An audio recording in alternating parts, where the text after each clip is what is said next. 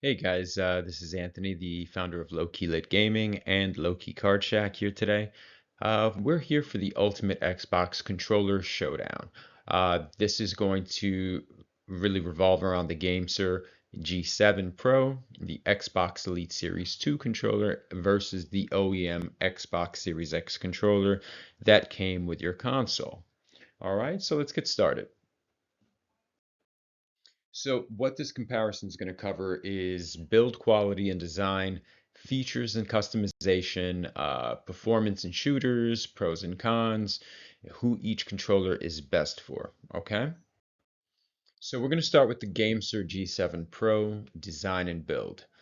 So right off the bat, we see that we've got TMR sticks, which are drift resistant.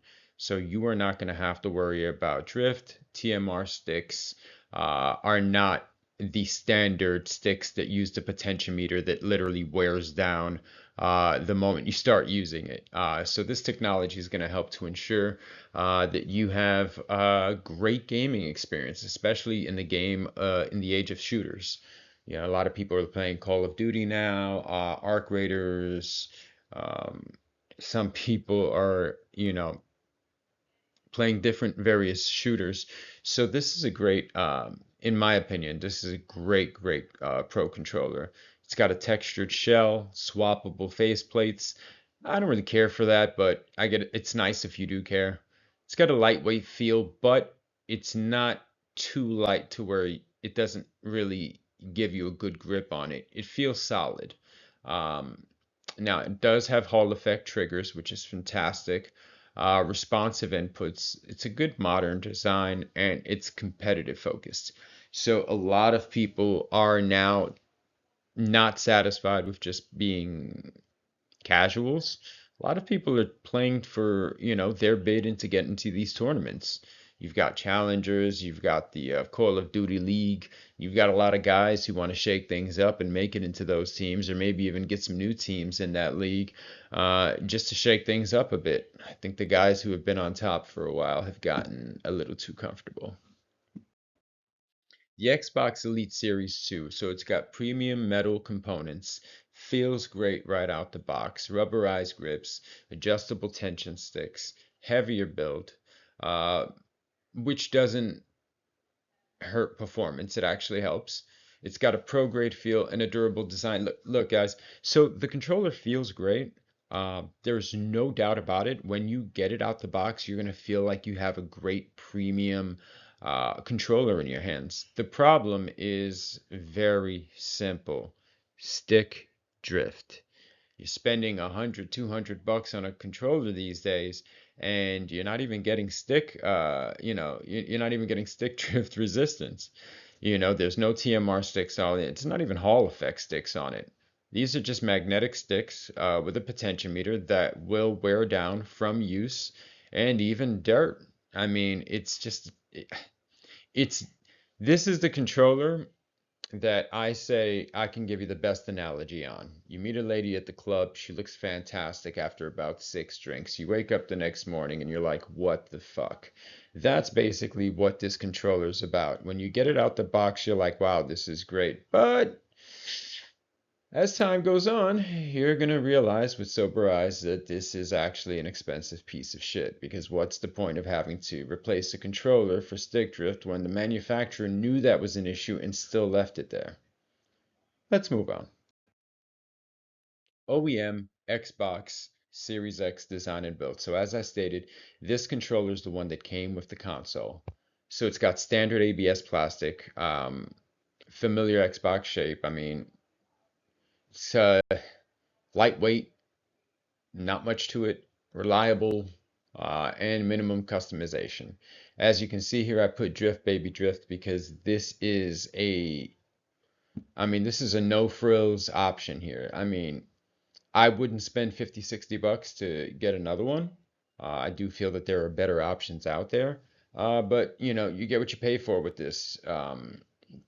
And since it came for free with the system, well, that tells you everything you need to know.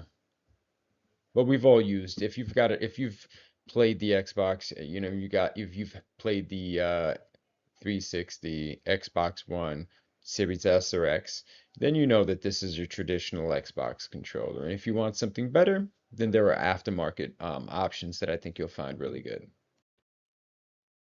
Let's get to features. So the Gamesir G7 Pro features TMR sticks, Hall effect triggers, remappable bumpers, tri-mode, PC, and wired for Xbox. It's got a max of 1000 Hz polling rate on the PC and 250 Hz on console, ensuring lower latency. You've got a charging dock and trigger locks and hair trigger setting.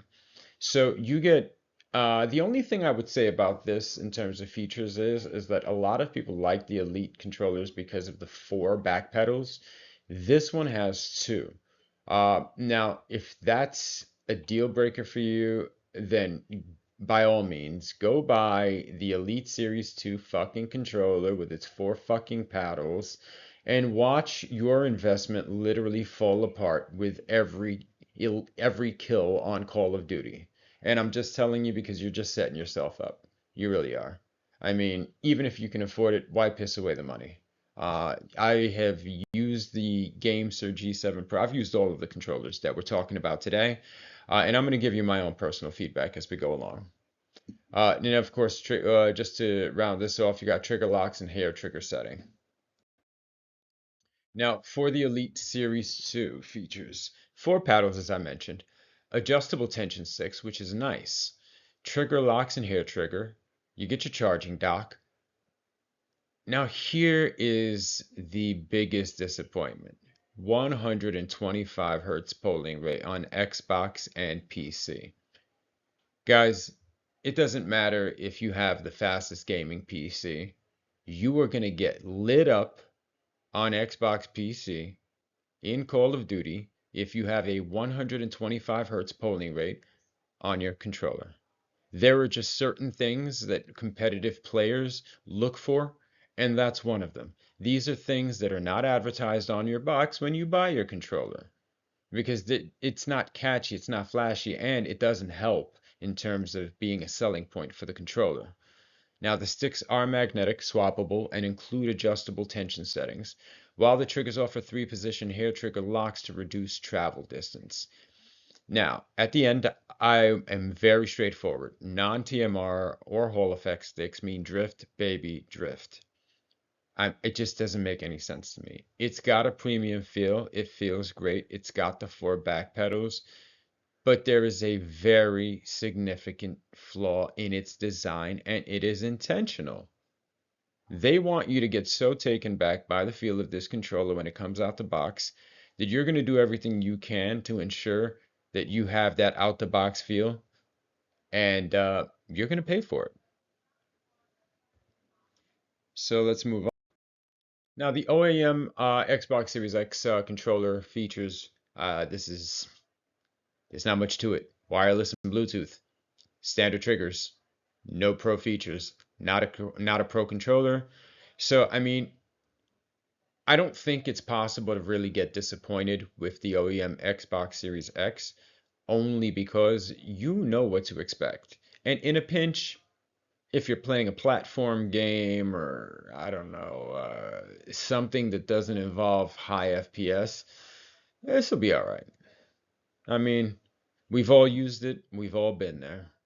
But I would not, under any circumstances, invest in purchasing another one as a replacement. There are just far better options. Now let's talk about performance. Extremely low latency. TMR equals consistent aim and great for FPS titles. Now, why do you think it has extremely low latency? It's the polling rate. Now, in the Gamesir app that you can install on your computer, it allows you to customize the settings from, I believe, 250 to 500 to 1000 hertz as the overclock. And I've used it at 1000 hertz, and I have had zero issues with stability. So if there are any myths that, oh, higher hertz on your polling rate, can cause instability, I've used it and at 1000 hertz. But granted, I am using a gaming PC, so. But I did also use it on console, and believe it or not, there was an improvement. there was a significant improvement. Okay? Xbox Elite Series 2 Performance. Paddles equal advantage.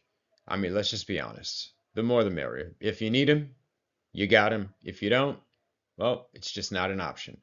Precision control and a heavier feel preference. That heavier feel gives it that premium solid. It's a great build. The problem is in the design flaw of those sticks. Putting potentiometer, yeah, that's like putting hubcaps on a fucking Lamborghini. It just makes no fucking sense. So that's just my take on it. And then you've got the OEM Xbox Series X performance, reliable baseline, casual friendly, not competitive focused, is inevitable. But if you go into Call of Duty, or Arc Raiders or one of these shooters with this controller, temper expectations.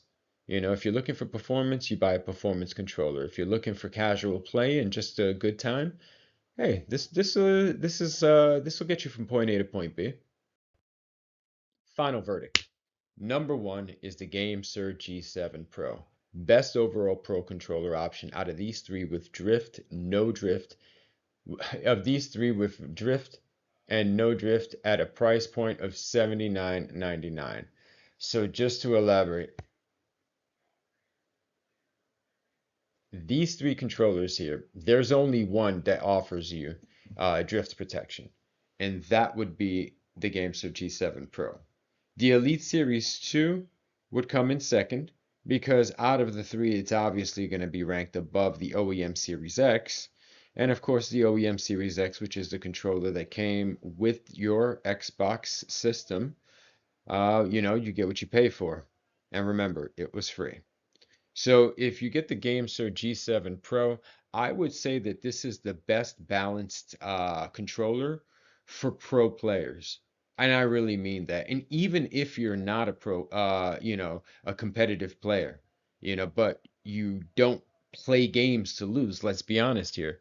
If you want to see, the best return on your investment, spend the $79.99, stay out of the 100 or 200 price range with the Elite Series 2 because the reality is that eventually when you need it to step up in terms of its mechanics, it's going to fail. And we all know that stick drift in these, shooters I mean, it's pointless. Just power your system off if you've got it.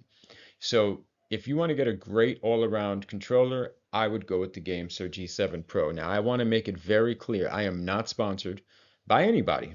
Look at my followers. I've got only about 118 at the time of this video is being made. So it's not about sponsorships or any of that nonsense. It's just about the inner gamer in me. I'm a Gen X gamer. I've played every single system that's been released since the 80s, and I've enjoyed gaming in every single stage it's been in and through its entire evolution. And I am sick and fucking tired of these paid puppets with their gaming channels coming on here saying, oh, get this because it's good for you. There was a guy making a video the other day saying, buy this PS5 now because it's the best time to get one. Right after they jacked the price up by $200, motherfucker? Are you out of your mind? Yeah, say you got a price without saying you got a price. Listen, you want it real? You subscribe and you subscribe to this channel, you like this post, and let's build up a community that cuts all the bullshit out. As an OG gamer, I just want you guys to get the best value for your buck. Hope you guys have a great day. Low key out.